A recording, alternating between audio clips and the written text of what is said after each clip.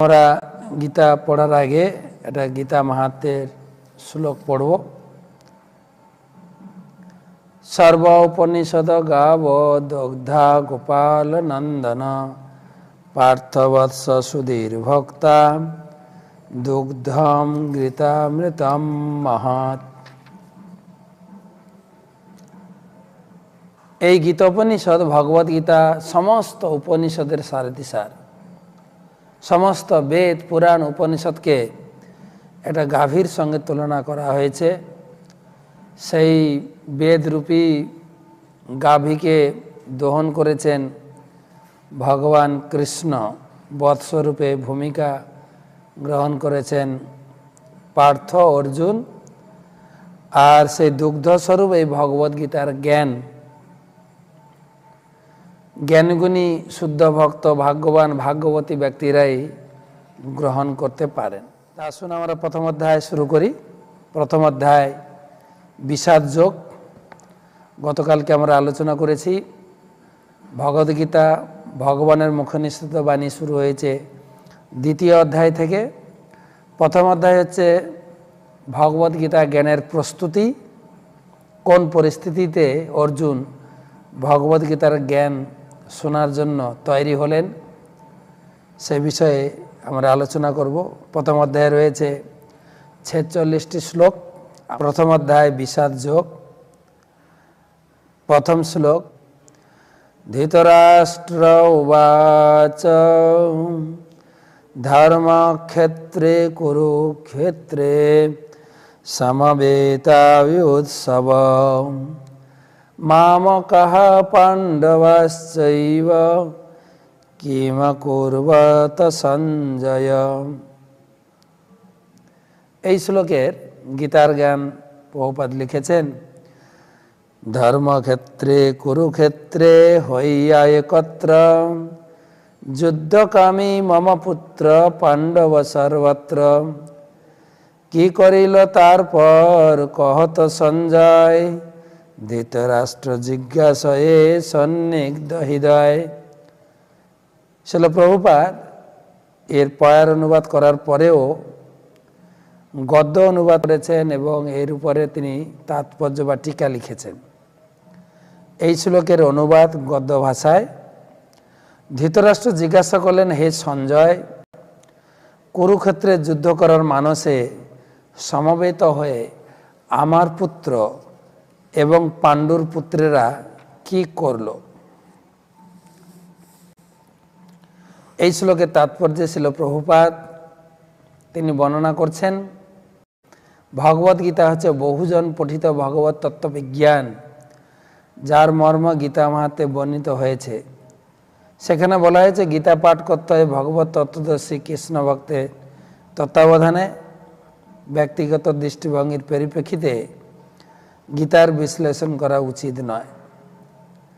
তো প্রভুপাদের এই তাৎপর্যের ভাষ্যের কথা অনুযায়ী আমরা এই ভগবদ্গীতা আমরা ভক্তগণ মিলিত হয়ে আমরা আলোচনা শুরু করেছি। আমি ভগবদ্গীতার বড় বক্তা বা পাঠক নই, গুরুবর্গের নির্দেশে আপনাদের সম্মুখে কিছু গীতা বলার ক্ষুদ্র প্রয়াস এবং ম্যানেজমেন্ট এবং গুরুবর্গের আদেশ পালনে সচেষ্ট হয়েছি মাত্র। তো গুরুবর্গর আমার গুরু মহারাজ ওং বিষ্ণুবাদ শ্রীমান জয়পতাকা স্বামী গুরু মহারাজ, ওনার আশীর্বাদে এবং ইস্কন প্রতিষ্ঠাতা আচার্য ছিল প্রভুপাদ, তার এই গ্রন্থের কৃপায় যতটুকু ধারণ করেছে আমি আলোচনা করব।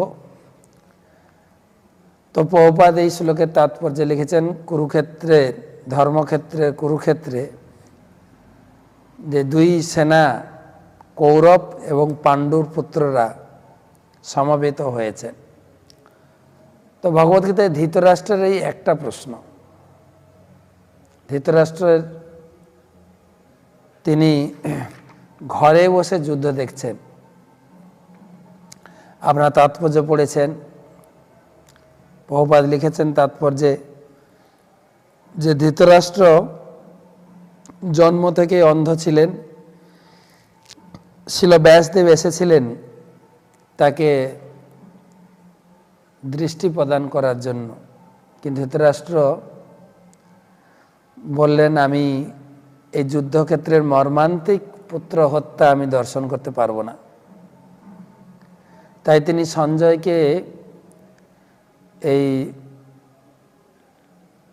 সঞ্জয়কে কৃপা করে তাকে সেই দৃষ্টি প্রদান করে, তাকে দিব্য চক্ষু প্রদান করে ধৃতরাষ্ট্রের কাছে বসিয়ে দিয়ে গেলেন। সমস্ত যুদ্ধক্ষেত্রের ঘটনা তিনি রিলে করে শোনাবেন ধৃতরাষ্ট্রকে। তো এইখানে এই শ্লোকে আমরা দেখতে পাচ্ছি এই ভগবদ্গীতা শুরু হয়েছে ধৃতরাষ্ট্রের শ্রীমুখ থেকে, ধৃতরাষ্ট্রের শ্লোকের মাধ্যমে। অনেকে প্রশ্ন করতে পারেন যে ধৃতরাষ্ট্র তো তিনি পাণ্ডবদের বিপক্ষে অর্থাৎ ভগবান শ্রীকৃষ্ণের বিপক্ষে ছিলেন, তার কথা দিয়ে ভগবদ্গীতা শুনতে হবে। এর উত্তর আচার্যগণ বর্ণনা দিয়েছেন যে ধৃতরাষ্ট্র কেবলমাত্র তার ভূমিকা অবলম্বন করে ভগবানের লীলায় সহায়তা করেছেন। আপনারা মহাভারত এবং ভাগবতমের প্রথম স্কন্ধ দেখবেন, বিদুরের পরিকল্পনায় ধৃতরাষ্ট্র যখন গৃহত্যাগ করে হরিদ্বারে পৌঁছালেন, 5 দিন তিনি তপস্যায় সিদ্ধি লাভ করলেন।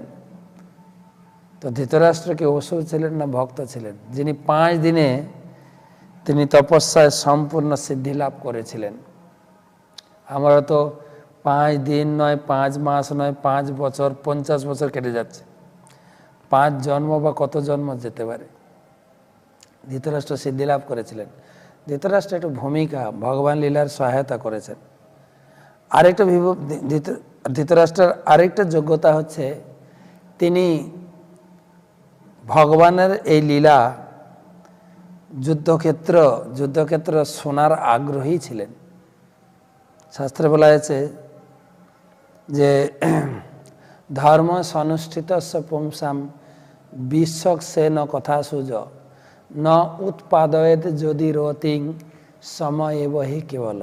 আমাদের ভক্তিযোগ অবলম্বন করছি, ভগবত ভক্তি অনুশীলন করছি, ধর্ম করছি, সব কিছুর মূল উদ্দেশ্য হচ্ছে ভগবানের কথা শোনার প্রতি আগ্রহ জাগ্রত করা। সেটা ধৃতরাষ্ট্রের ছিল।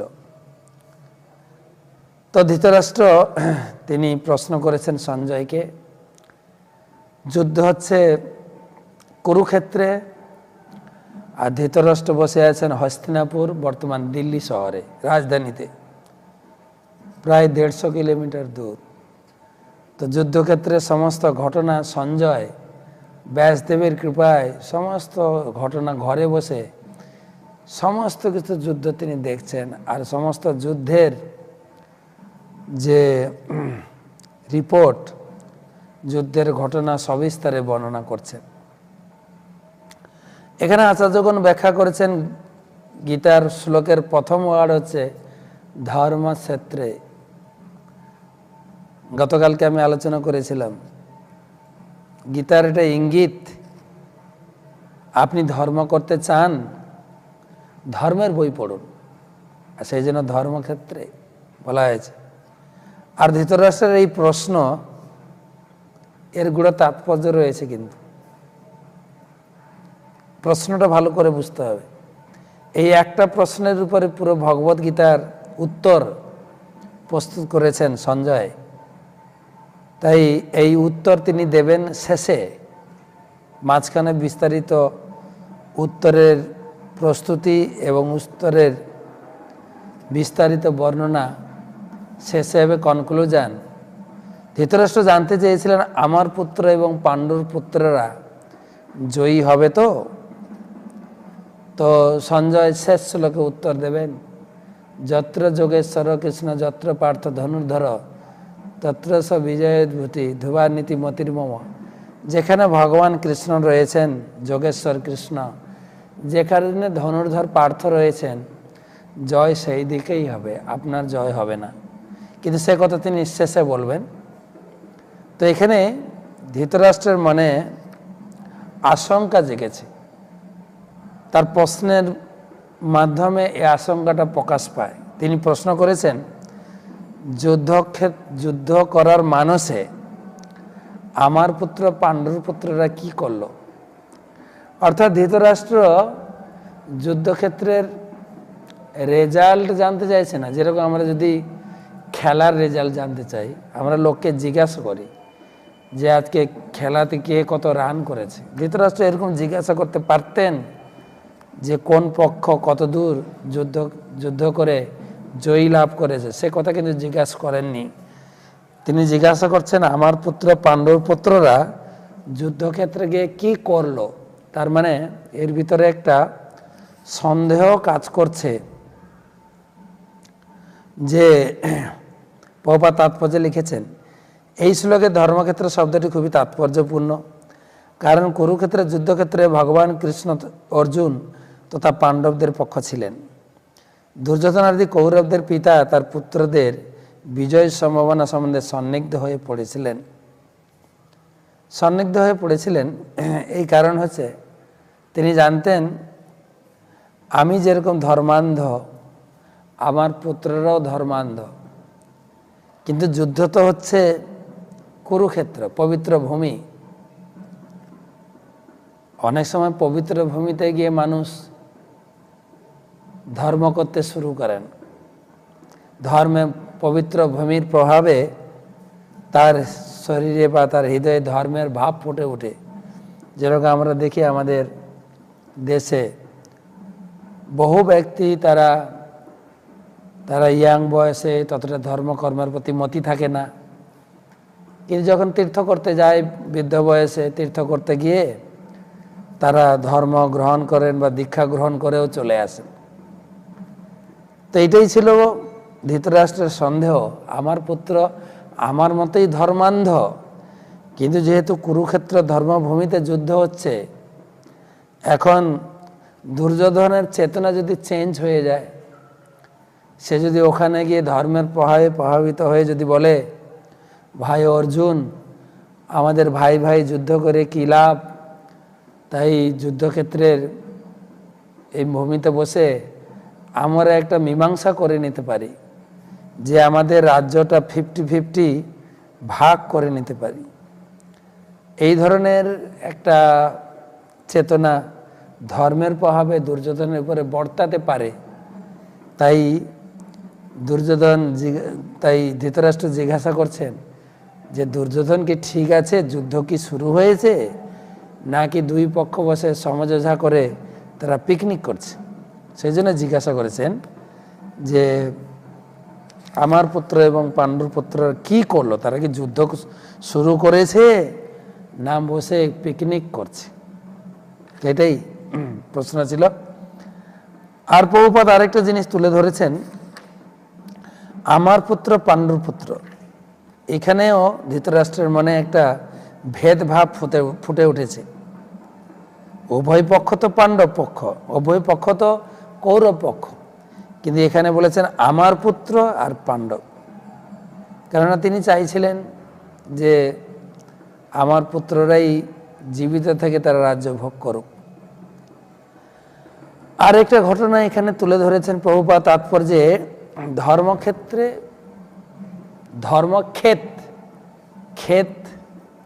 ক্ষেত মানে হচ্ছে জমি, ধানের ক্ষেত, গমের ক্ষেত, সবজির ক্ষেত। আর এটা কোন ক্ষেত? ধর্মের ক্ষেত। তাই প্রথম থেকে ইঙ্গিত দেওয়া হচ্ছে এই ধর্মের ক্ষেতে কেবল ধর্মই এখানে প্রস্ফুটিত হবে, এখানে অধর্ম সমূলে বিনাশ প্রাপ্ত হবে। তাই প্রভুপাদ এখানে লিখেছেন যে ধান খেতে যেমন আগাছাগুলি তুলে ফেলে দেওয়া হয়, তেমনি ভগবদ্গীতার সূচনা থেকে আমরা দেখতে পাচ্ছি কুরুক্ষেত্রের রণাঙ্গনে ধর্মের প্রবর্তক ভগবান স্বয়ং উপস্থিত থেকে ধৃতরাষ্ট্রের পাপিষ্ঠ পুত্রদের সমূলে উৎপাটিত করে ধার্মিক যুধিষ্ঠিরের নেতৃত্বে ধর্মপরায়ণ মহাত্মাদের পুনঃপ্রতিষ্ঠা করার আয়োজন করছেন। তো এখানে ধর্ম প্রতিষ্ঠা হবে, তাই ধর্মক্ষেত্রে যুদ্ধ শুরু হচ্ছে। তো প্রথম শ্লোকে সঞ্জয়কে জিজ্ঞাসা করলেন আমার পুত্র এবং পাণ্ডুর পুত্ররা কি করলো। তো সঞ্জয় উত্তর দিচ্ছেন দ্বিতীয় শ্লোকে, দৃষ্টিয়া তো পাণ্ডবানিকম বূঢ়ম দুর্যোধনস্তদা আচার্যমুপসংযম্য রাজা বচন অব্রবীত। হে রাজন, পাণ্ডবদের সৈন্যসজ্জা দর্শন করে রাজা দুর্যোধন দ্রোণাচার্যের কাছে গিয়ে বললেন। সঞ্জয় যুদ্ধক্ষেত্রের বিস্তৃতি বর্ণনা দিতে শুরু করেছেন। তিনি বললেন, হে রাজন, হে মহারাজ, পাণ্ডবদের সৈন্যসজ্জা দর্শন করে রাজা দুর্যোধন তিনি রথ থেকে নেমে গুরু দ্রোণাচার্যের কাছে গিয়ে নিবেদন করলেন। তো এখানে একটা বিশেষ লক্ষণীয় বিষয়, আপনারা অনুবাদে দেখেন দুজনকে রাজা বলা হয়েছে। হে রাজন মানে ধৃতরাষ্ট্র, আর রাজা দুর্যোধন। দুর্যোধন তো রাজা নয়।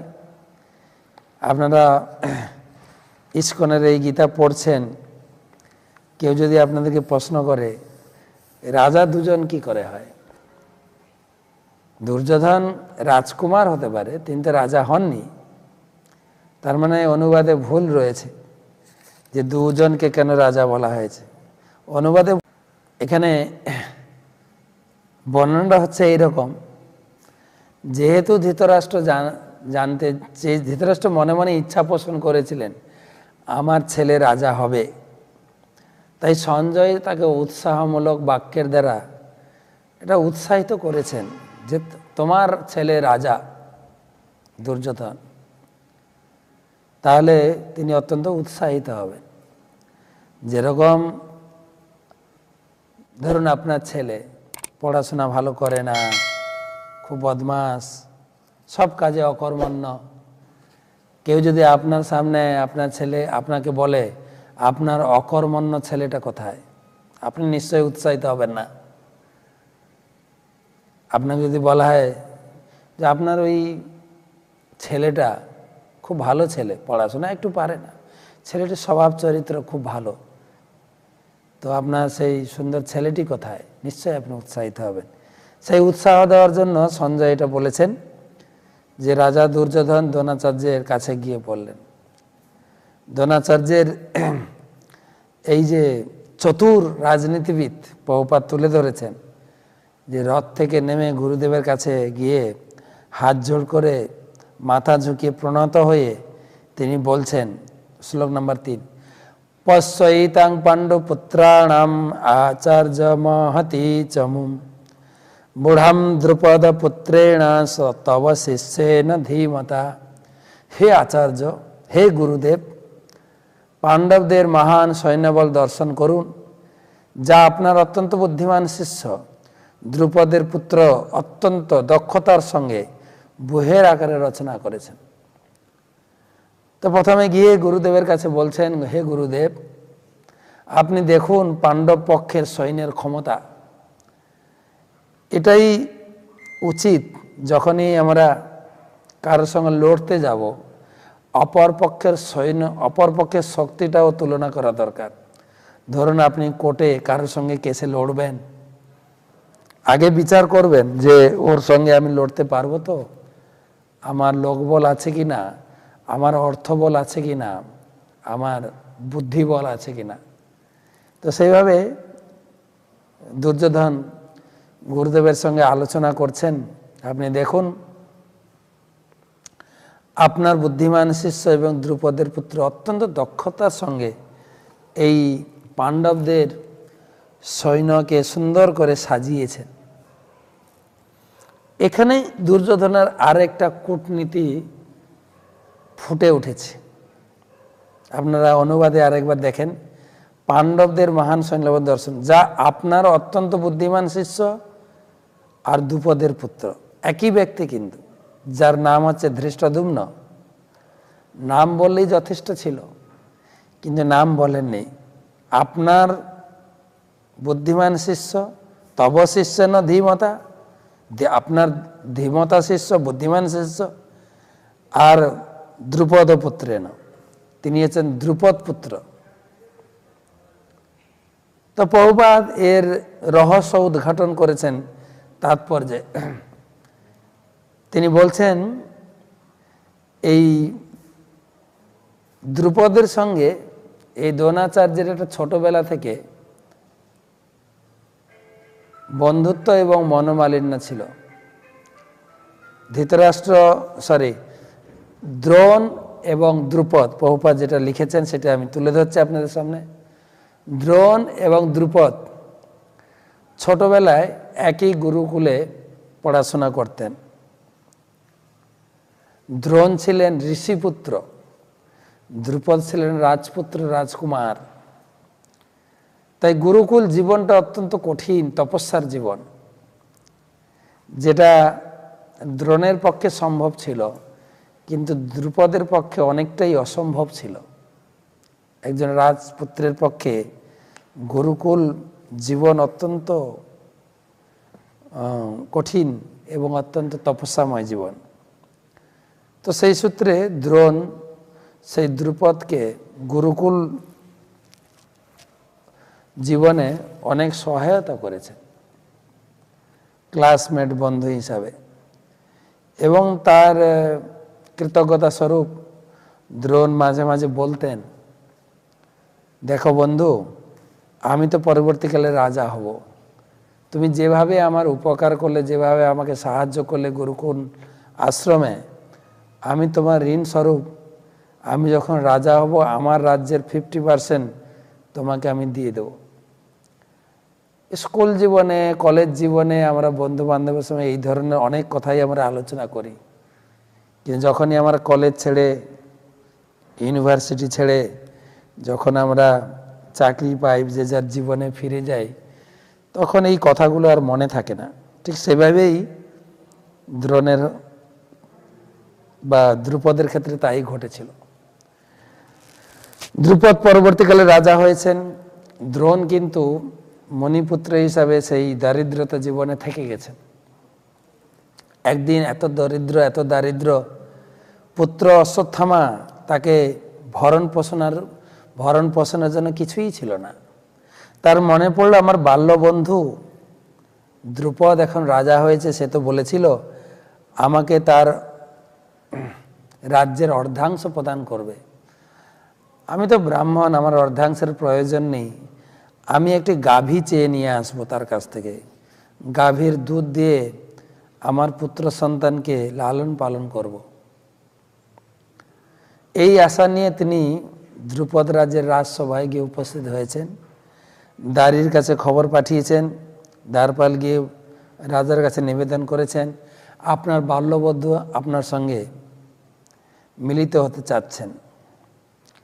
দ্রুপদ খোঁজ নিয়ে দেখলেন যে কে আমার সঙ্গে দেখা করতে এসছে।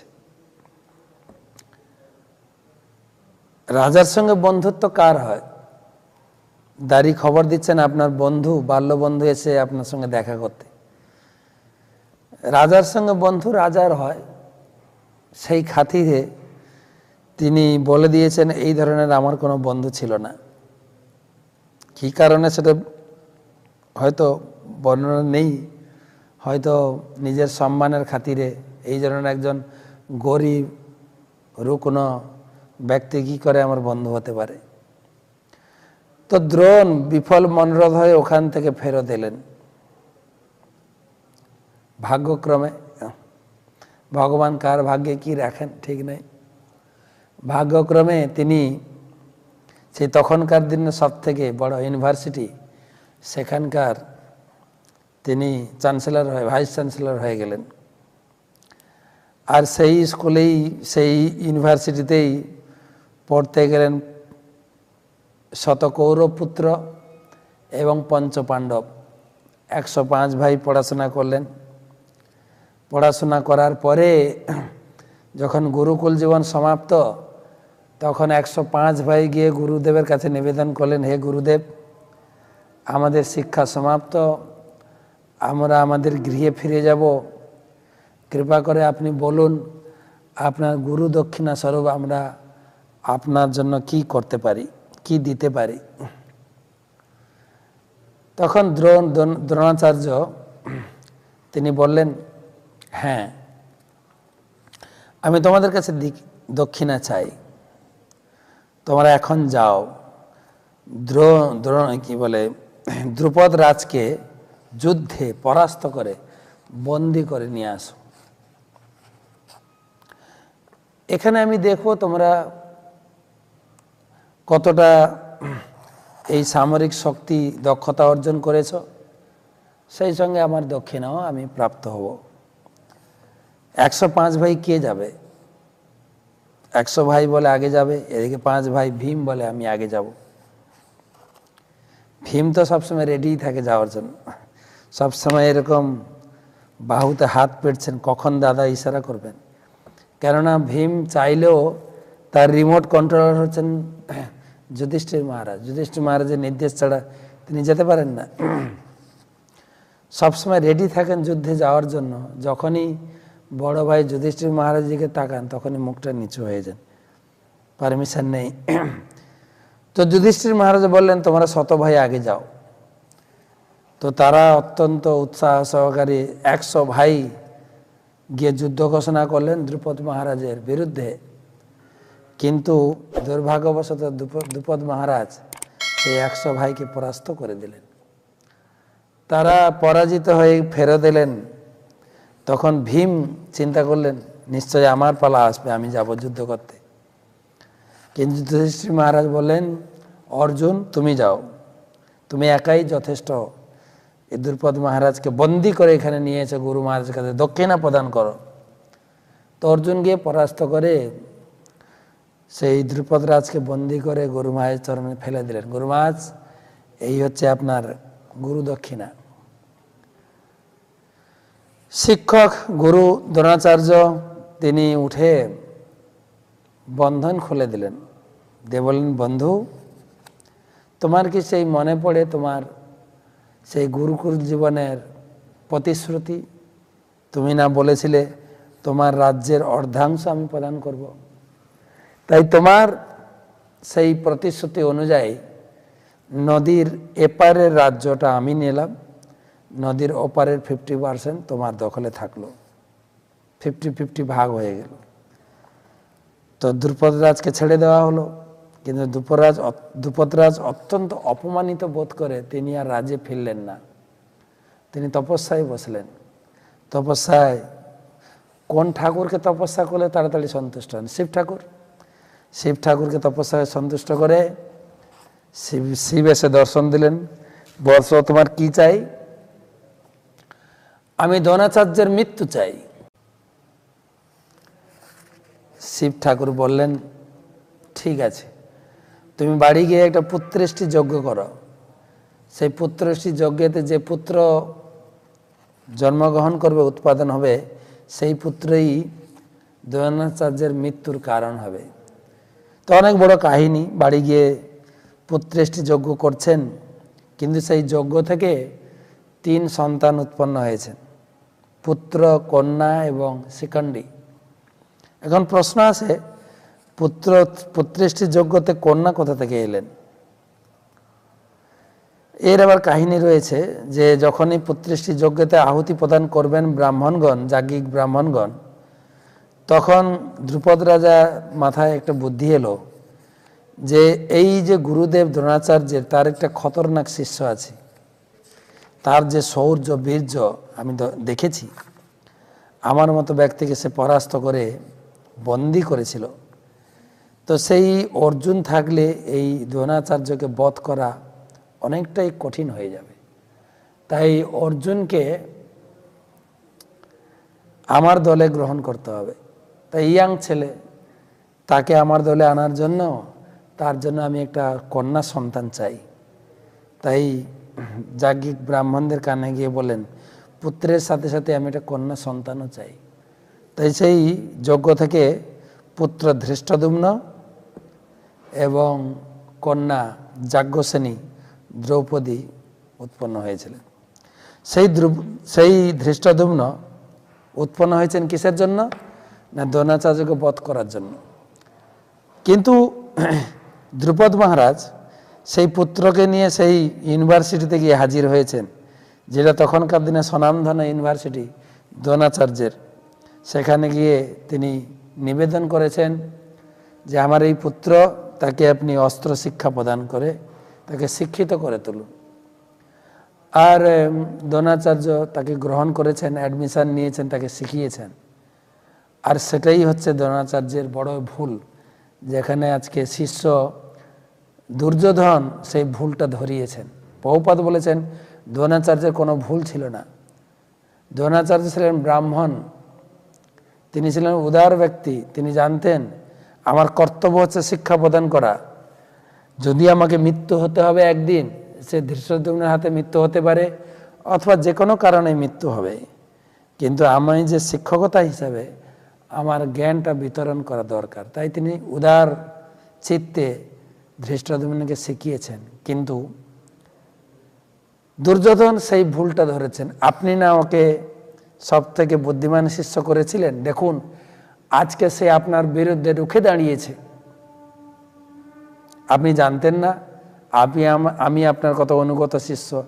গুরুদেব আমাকে কেন টপ ক্লাসের ছাত্র করলেন না? তাই এখানে সঞ্জয় তুলে ধরেছেন যে দুর্যোধন বলছেন আপনার বুদ্ধিমান শিষ্য আর দ্রুপদের পুত্র।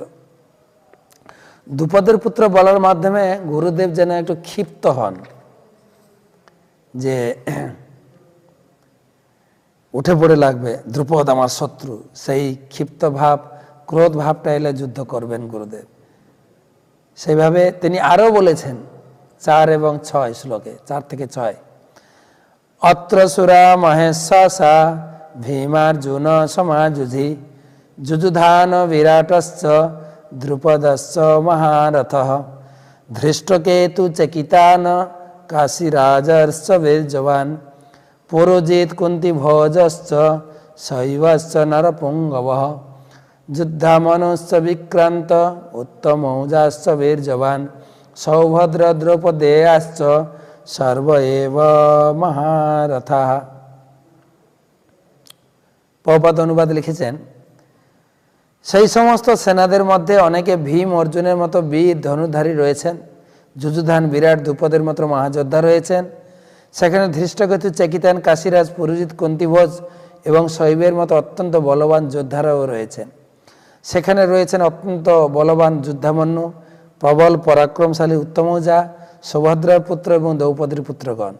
এইসব যোদ্ধারা সকলেই এক একজন মহারথী। 3 ক্যাটাগরির সৈন্য ছিল। মহারথী না 4 ক্যাটাগরি, মহারথী, অতিরথী, রথী, অর্ধরথী। মহারথী মানে একজন 10,000 সৈন্যের সঙ্গে লড়তে পারেন। অতিরথী 10,000-এর কম কিন্তু 1-এর বেশি। রথী মানে একজন একজনের সঙ্গে। আর অর্ধরথী মানে একজন একজনের সঙ্গেও নয়। মানে আমরা যেরকম টিভি সিরিয়াল দেখি না, ওই অস্ত্র নাড়ানাড়ি করছেন, ব্যাস 100 টাকা 200 টাকার মানে তাদেরকে পেমেন্ট দেওয়া হয়েছে, এরকম অর্ধরথী। তো 3 শ্লোকের সঙ্গে 4-6 মিল দেখেন। 3 শ্লোকে তো আপনার বুদ্ধিমান শিষ্য দ্রুপদের পুত্র বলে গুরুদেবকে একটু ভালো করে খোঁচা দিয়েছেন।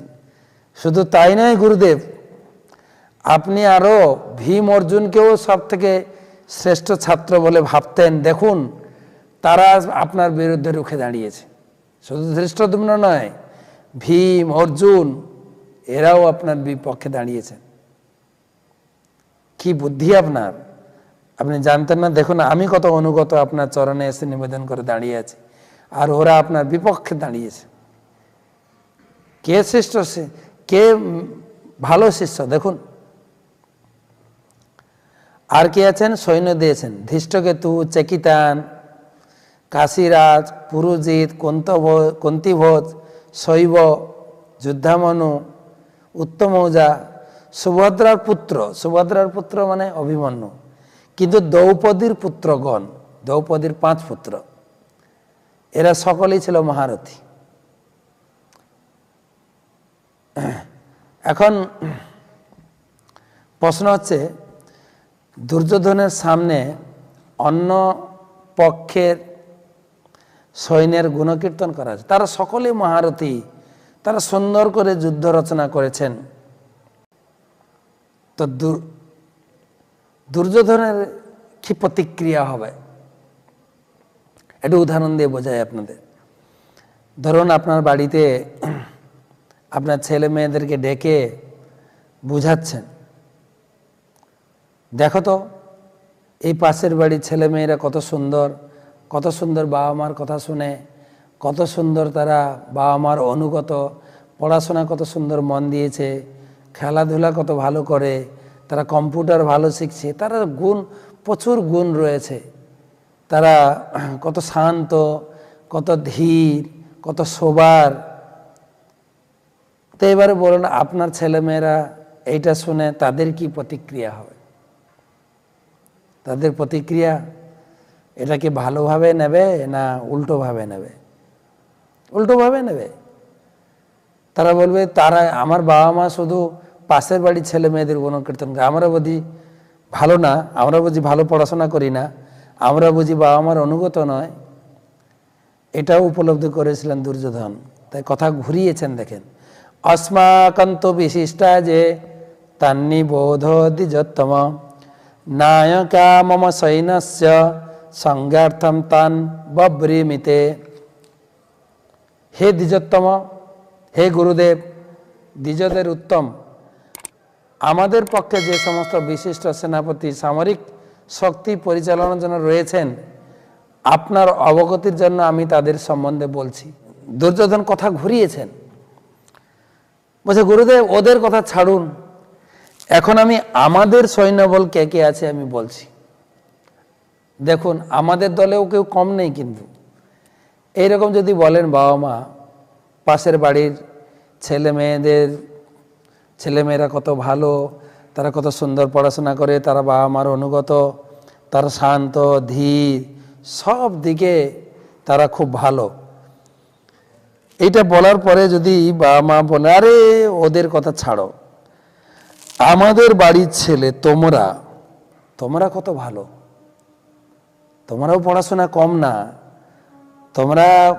তোমাদেরকে আমরা খুব ভালোবাসি, তোমরা এত সুন্দর অনুগত, তোমাদের মতো ছেলে হয়ই না। তখন ছেলেমেয়েরা একটু সাহস পাবে, হ্যাঁ এরকম বললেই না হয়। তো দেখেন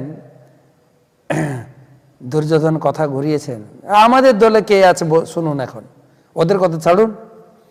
ভবান ভীষ্মশ্চ কর্ণশ্চ কৃপশ্চ সমিতিঞ্জয় অশ্বত্থামা বিকর্ণশ্চ সৌমদত্তি তথৈব চ।